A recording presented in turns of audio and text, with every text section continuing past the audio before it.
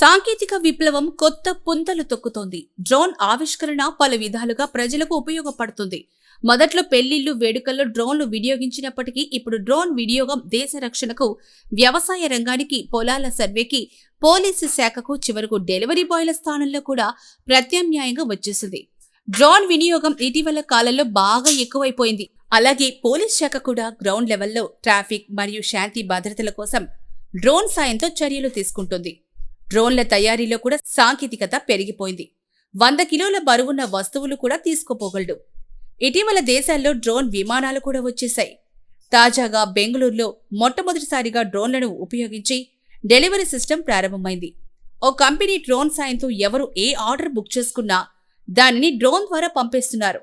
దీనివల్ల delivery boys ట్రాఫిక్లో చిక్కుకొని ఆలస్యమయ్యే పరిస్థితి తప్పుతోంది. ఇక డెలివరీ కూడా వేగంగా జరుగుతోంది.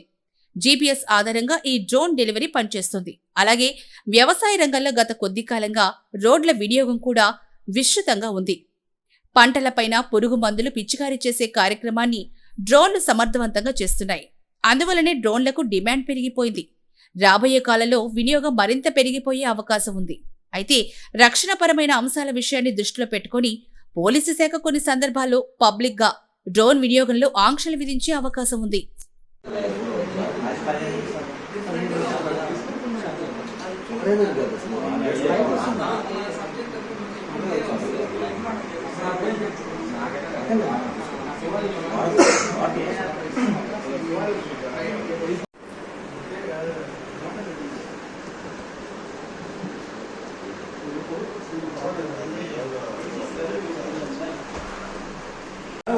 సిక్స్ మోటార్స్ అనేవి ఉన్నాయి, మీరు గమనించవచ్చు. మొత్తం డ్రోన్ లో మనకి ఒక 6 మోటార్స్ వరకు అయితే మనకు ఉన్నాయి. సో 6 మోటార్స్ ఉన్నాయి కాబట్టి దీన్ని మనం హెక్సాకాప్టర్ అని మనం పిలుస్తామండి. సో నెక్స్ట్ మీరు కానీ గమనిస్తే మిడిల్లో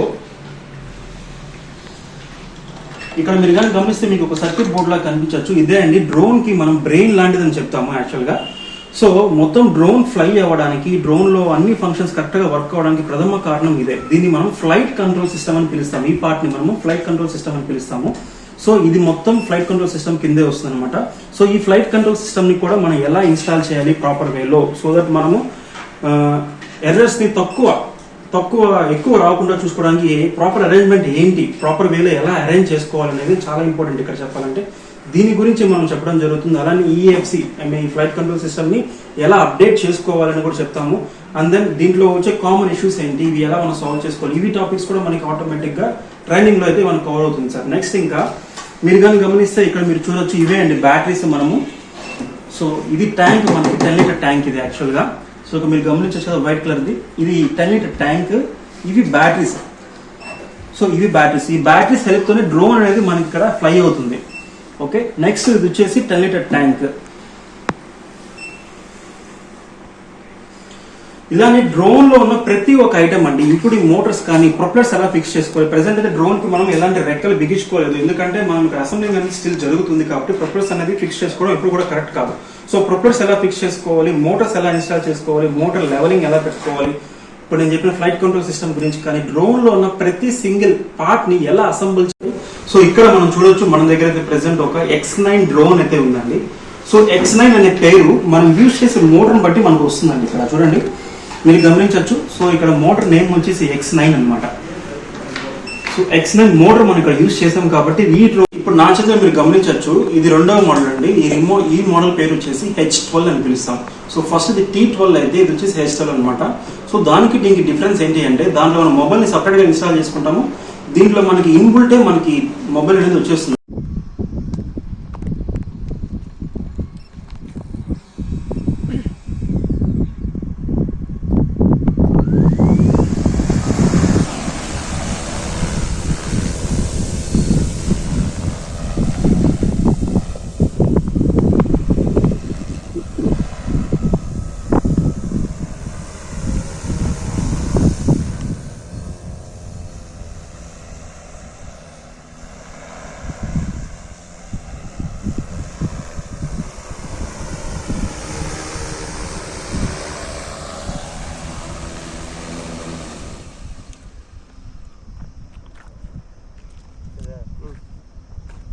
చాలా నీకు